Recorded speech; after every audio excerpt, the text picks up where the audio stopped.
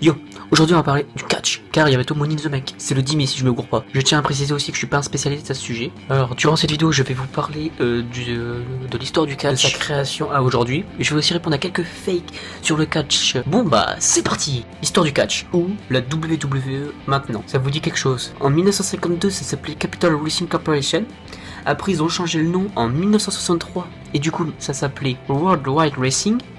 Ils ont rechangé en 1980 avec l'arrivée de WrestleMania. Du coup en 1980 ça s'appelait la World Wrestling Federation. En 2002 ils ont changé encore le nom pour WWE qui veut dire World Wrestling Entertainment. Je vais commencer par la Capital Wrestling Corporation de 1952 à 1963. Capital Wrestling Corporation a été fondée en 1952 par un certain Jess McMahon. Jess McMahon est le grand-père de l'actuel propriétaire qui est Vince McMahon.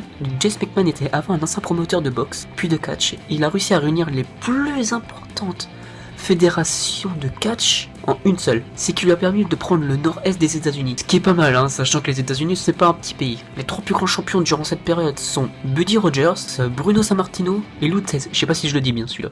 Maintenant je vais vous parler de la World Wide Wrestling Federation de 1963 à 1980. Il a été nommé champion durant un tournoi à Rio de Janeiro, mais il perd le titre un mois plus tard face à un certain Bruno Sammartino le 17 mai 1963. Tiens, en parlant de Bruno Sammartino, vous savez qu'il a été champion le 17 mai 1963 jusqu'en 1971, puis de 74 à 77, ce qui fait au total 4040 jours de règne, soit un peu plus de 11 ans de règne.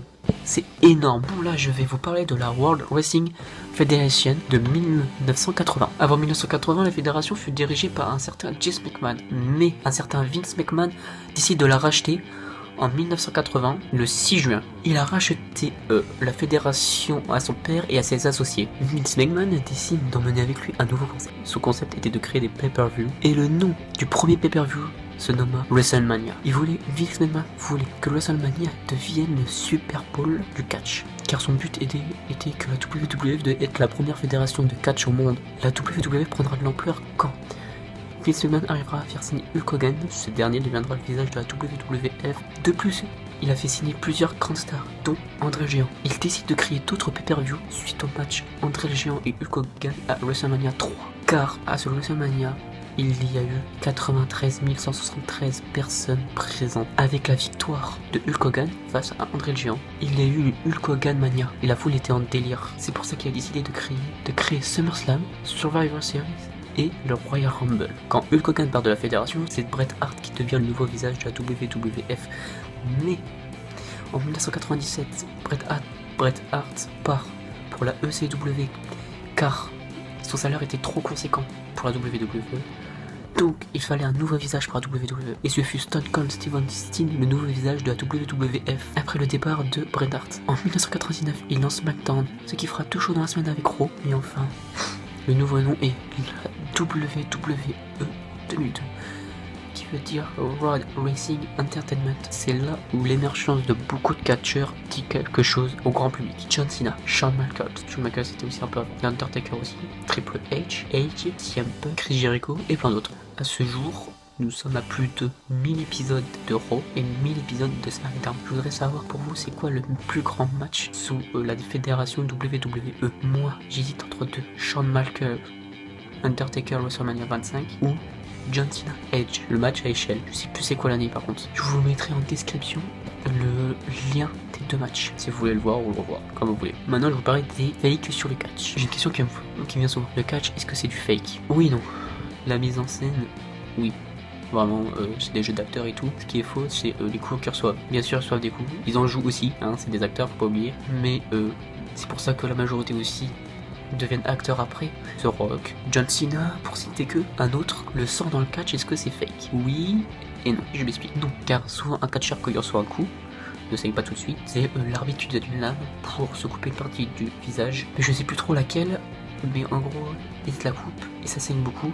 Du coup, vous allez me dire, oui, mais on le verrait, l'arbitre lui donne une lame. Oui et non encore. Oui, car si vous êtes vraiment au stade où il se déroule le match, vous aurez peut-être la chance de le voir. Ou et non, car si vous regardez sur mon écran, du coup en télévisé, celui qui filme ne filmera pas le catcheur à terre, mais l'autre catcheur par exemple. Et oui, pour revenir à la question, oui, c'est pas du fake, car c'est leur propre sang au final. Ensuite, j'ai regardé le catch quand j'étais petit. Quand j'ai repris à regarder le catch, c'était qu'en 2018, le WrestleMania 34. Avec un certain match, Roman Reigns, Brock Lesnar. Et depuis le WrestleMania 34, j'ai regardé presque tous les shows.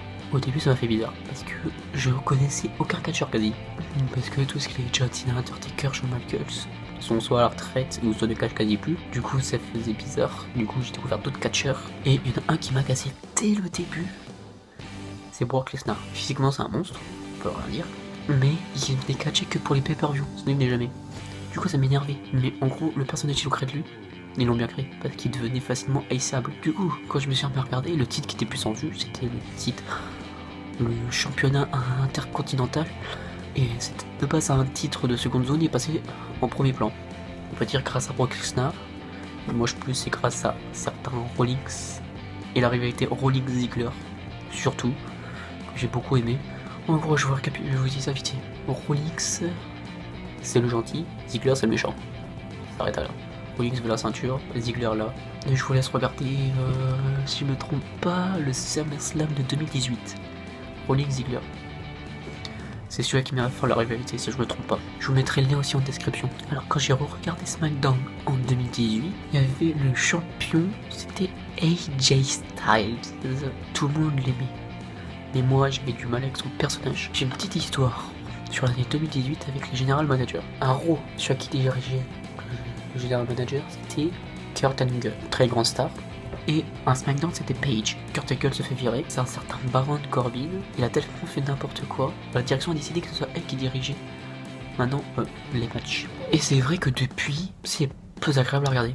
Et en plus, ils ont fait déconnaître plein de nouveaux catcheurs qui viennent de NXT, qui est en gros la centre de formation de la WWE. Des catcheurs comme Ricochet, que j'aime beaucoup, et Aleister Black, c'est mes deux préférés. Ceux qui sont à la direction sont le fils de McMahon, la fille, Vince McMahon, et le mari de la fille de Vince McMahon. Et ce mari, c'est un certain Triple H. Par contre, depuis le début du confinement, j'ai arrêté de regarder le catch, parce que regarder le catch sans spectateur, ça donne pas envie de regarder.